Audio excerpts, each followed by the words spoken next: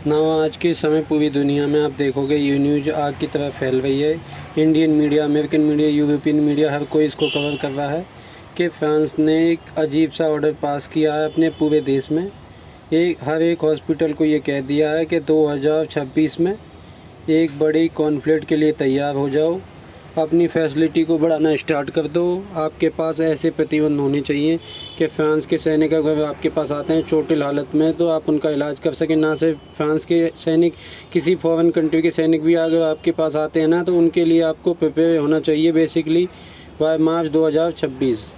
यहाँ पे आप देख पाओगे फ्रांस ने बोला है कि यूरोप में एक मेजर कॉन्फ्लिक्ट हो सकती है फ्रांस मार्च 2026 तक। ऐसा नहीं है कि देखो ये यहाँ पर कह रहे हैं कि मार्च 2026 तक में ये कंप्लीट होगी, उससे पहले ये कह रहे हैं प्रिपेयर कर लो, यूरोप में एक बड़े स्केल पर कॉन्फ्लिक्ट होने वाली है और हॉस्पिटल सूट भी रेडी है। और यहाँ पे आप सोच के देखिए अगर फ्रांस अपने हॉस्पिटल को ये सब कह रहा है कि तैयार हो जाओ, वर्ल्ड वार 3 स्टाइल की कॉन्फ्लिक्ट हो सकती है, लार्ज स्केल कैजुअलिटी हो सकती है। अपने सोल्जर छोड़िए, हो सकता है आसपास के देश के बहुत सारे सोल्जर्स हैं उनको हमें ट्रीट करना पड़े। और जो एक्चुअल नंबर आप ये यहाँ पे इन्होंने कहा, ये अब वहाँ पे देखिए फ्रांस पर काफ़ी लोग चिंतित हैं कि अचानक से ये नीड क्यों आन पर, ये अचानक से फ्रांस ये सब डिमांड क्यों कर रहा है ना। अगर आप मेरी वीडियो रेगुलरली फॉलो करते हैं तो मैंने आपको पहले भी ये बताया था इधर कि यूनाइटेड किंगडम यूरोप का एक बहुत ही ज़्यादा पावरफुल देश, न्यूक्लियर वेपन है, यूएन सिक्योरिटी में सीट है। यूनाइटेड किंगडम ने भी तैयारी शुरू कर दी है वॉर की बहुत ही जल्द, मतलब अगेन बहुत ही जल्द का मतलब ये नहीं कुछ ही हफ्तों में, मोस्ट प्रॉब्ली 2026 या 2026 के आसपास यूके वर्सेस रसिया की डायरेक्ट कॉन्फ्लिक्ट ये आपको होती हुई दिखेगी। मिलिट्री इंगेजमेंट बढ़ती जाएगी। हो सकता है या तो यूके अपने सोल्जर्स भेजे यूक्रेन में या फिर यूके अलग तरीके से रसिया को काउंटर करने का प्रयास करे। बेसिकली यूरोप की जो बड़ी ताकतें हैं, चाहे यूके हो, फ्रांस हो, जर्मनी ने भी यहाँ पे शुरुआत कर दी है। ये धीरे धीरे एक मेजर कॉन्फ्लिक्ट के लिए प्रिपेयर कर रही हैं विद रसिया। अब यहाँ पे मुझसे आप एक बात पूछ सकते हैं, अगर हम वर्ल्ड मैप देखें यहाँ पे आप देख पाओगे ये एशिया, ये है हमारा प्यारा भारत। और अगर हम यूरोप के देखें तो फ्रांस तो काफ़ी वेस्टर्न यूरोप में आता है।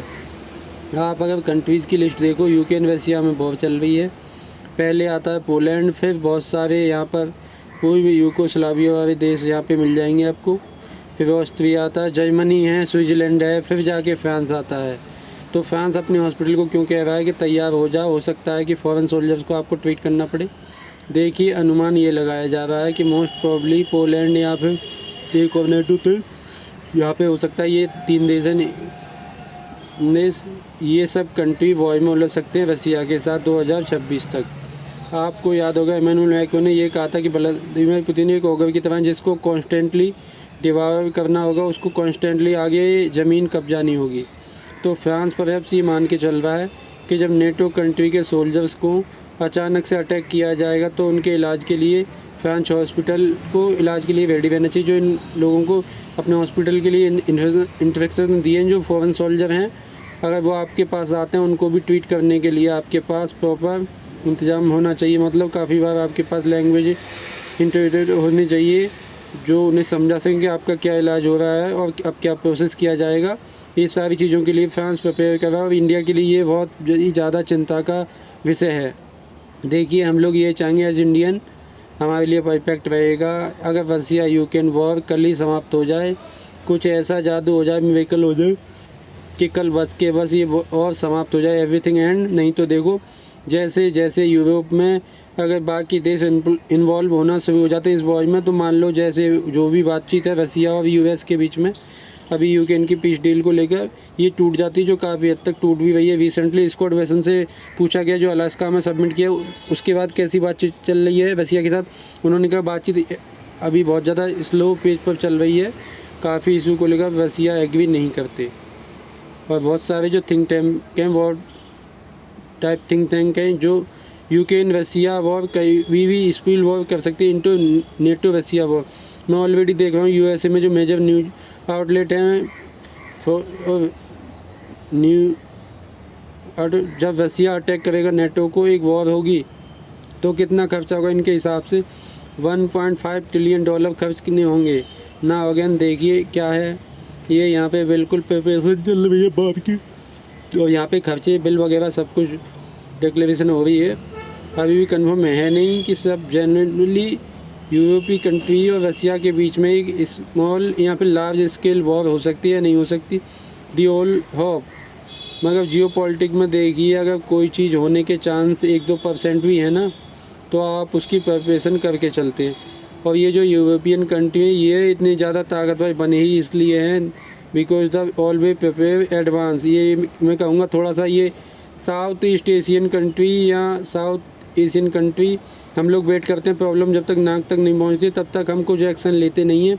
फ्रांस साफ साफ देख पा रहा है विद इन ए मंथ, 1 महीने के अंदर ऐसी डेवलपमेंट हो सकती है कि फ्रांस के हॉस्पिटल को हज़ारों सोल्जर्स ट्रीट करना पड़े, तो उसके लिए इन्हें प्रिपरेशन करनी तैयार कर दी। एक बहुत ही ज़्यादा चिंताजनक न्यूज़ ये भी हुई है कि सऊदी अरब ने नायरा एनर्जी के प्रोडक्ट परचेस करने बंद कर दिए, और मुझे लगता है आने वाले समय में ना रसिया के अगेन एक्शन लेने का जो ये प्रयास है यूएस और यूएसए के जो भी कंट्रोल कंट्री है ना उसका नेगेटिव इम्फेक्ट भारत के अगेंस्ट होगा ही होगा।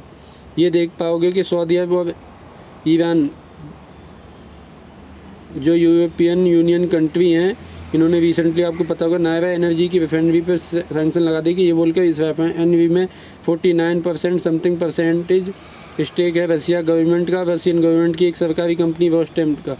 तो अब देखिए ये जो सैंक्शन का इम्पैक्ट है हम मिडिल ईस्ट में भी देख रहे हैं। सऊदी अरेबिया, इराक, कई कंट्रीज़ हैं जो काफ़ी हद तक वेस्टर्न इन्फ्लुएंस के अंदर काम करते हैं। They are also following sanction. तो आने वाले समय में जैसे जैसे रसिया यूरोप की कॉन्फिडेंस बढ़ेगी भारत पर इसका प्रेशर बढ़ने ही वाला। आप ये मत समझिएगा SCO में जो इमेजेस सामने आई हैं, वीडियो सामने आई, उसके बाद हमने जवाब दे दिया, बस मामला ख़त्म।